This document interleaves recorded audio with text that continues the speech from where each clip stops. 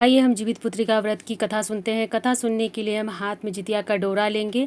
झींगी के पत्ते पर रख कर ही हम जितिया का डोरा लेंगे। इसके बाद हम कथा सुनेंगे। तो कथा कुछ इस प्रकार है। आपको यह कथा कैसी लगी है जरूर बताइएगा फ्रेंड्स। आइए हम कथा सुनते हैं। जीवित पुत्रिका व्रत में चीलो और सियारिनी की कथा सुनी जाती है। इस प्रकार यह कथा है। एक वन में सेमर के पेड़ पर एक चील रहती थी। पास की झाड़ी में एक सियारन भी रहती थी। दोनों आपस में दोस्त थी। चीलो सियारन से इतना प्यार करती थी कि वह जो भी खाने को लेकर आती थी उसमें से सियारिन को जरूर देती थी। इस तरह दोनों हंसी खुशी दिन बिता रही थी। एक बार वन में आसपास गांव में औरतें जिउतिया पूजा की तैयारी कर रही थी। चीलो ने उसे बड़े ध्यान से देखा और अपनी सखी सियारिन को भी बताया। फिर दोनों सहेलियों ने तय किया कि वो भी यह व्रत करेंगी। सियारिन और चीलो ने जिउतिया का व्रत रखा। बड़ी निष्ठा और लगन से मंगल कामना करके पूरे दिन निर्जल व्रत रही। मगर रात होते ही सियारिन को भूख प्यास सताने लगी। जब बर्दाश्त न हुआ तो जंगल में जाके उसने मांस और हड्डी पेट भर खा लिया।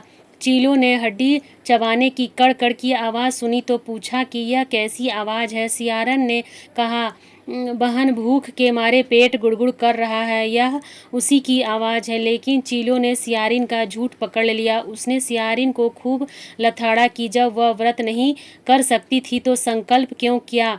चीलो रात भर भूख प्यास से रहकर व्रत को पूरा किया। अगले जन्म में दोनों मनुष्य रूप में राजकुमारी बनकर सगी बहनें बनी। सियारिन बड़ी बहन हुई और उसकी शादी एक राजकुमार से हुई। चीलो छोटी बहन हुई और उसकी शादी मंत्री से हुई। बाद में दोनों राजा और मंत्री बने। सियारिन के जो भी बेटे बच्चे होते वह मर जाते, जबकि चीलो के बच्चे स्वस्थ और हट्टे कट्टे रहते। इससे उसे जलन होती। उससे उन्हें मरवाने की सोची। उसका सिर कटवा कर डब्बे में बंद कर दिया, पर वह शीश मिठाई बन जाता और बच्चों का बाल तक बाका न होता।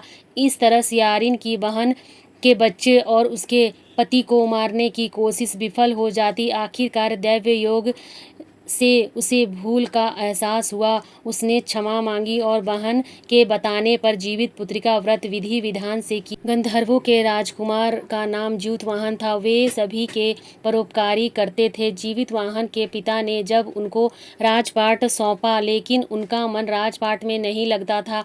यही वजह थी कि वह राज्य का भार अपने भाइयों को देकर वन में पिता की सेवा करने चले गए। वन में ही जीमुतवाहन को माल्यावती राजकन्या मिली।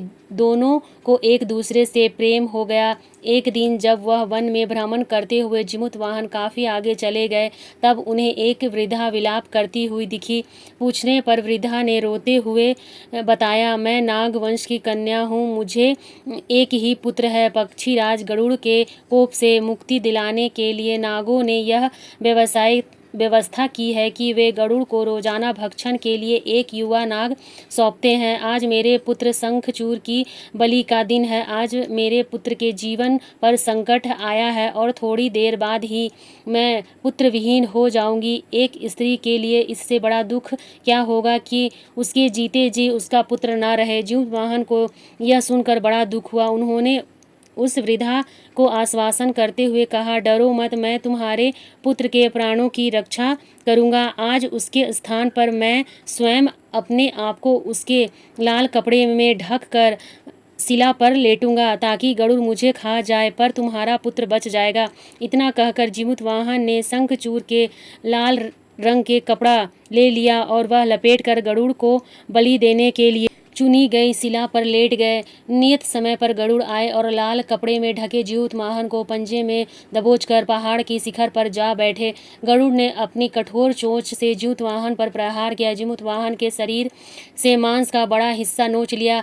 इसकी पीड़ा से जीमुतवाहन की आंखों से आंसू बह निकले और वह दर्द से कहराने लगे। अपने पंजे में जकड़े प्राणी की आंखों में से आंसू और मुंह से कराहट सुनकर गरुड़ बड़े आश्चर्य में पड़ गए, क्योंकि ऐसा पहले कभी नहीं हुआ था। उन्होंने जीमुतवाहन से उनका परिचय पूछा। जीमुतवाहन ने सारा किस्सा कह सुनाया कि कैसे एक स्त्री के पुत्र की रक्षा के लिए वह अपने प्राण देने आए हैं।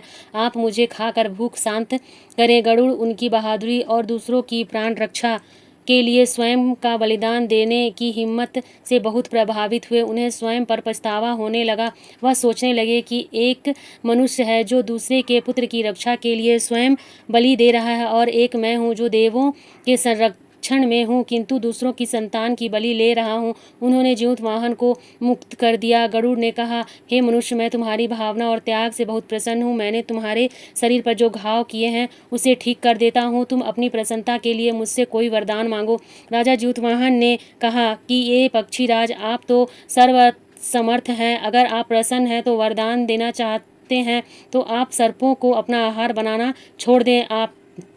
आपने तब तक जितने भी प्राणी की प्राण लिए हैं उन्हें जीवन दान दे दे। गरुड़ ने सबको जीवन दान दे दिया और नागों की बलि न लेने का वरदान भी दिया। इस प्रकार जीवतवाहन के साहस से नाग जाति की रक्षा हुई। गरुड़ ने कहा कि तुम्हारी जैसी इच्छा वैसी ही होगी। हे राजन, जो स्त्री तुम्हारे इस बलिदान की कथा सुनेगी और विधि पूर्वक व्रत का पालन करेगी उसकी संतान मृत्यु के मुख से निकल जाएगी। तब से ही पुत्र की रक्षा के लिए हर साल भाद्रपद माह की अष्टमी पर जीवतवाहन की पूजा शुरू हो गई।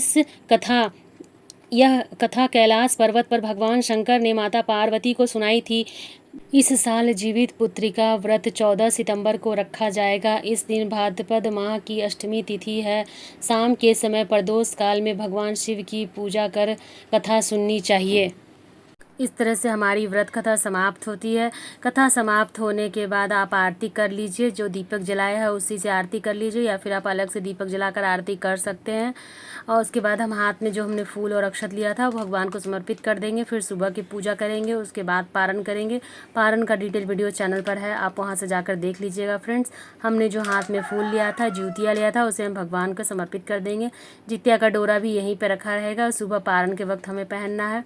तो वीडियो आपके लिए थोड़ा भी यूज़फुल लगा हो तो प्लीज़ लाइक कीजिएगा। राधे राधे।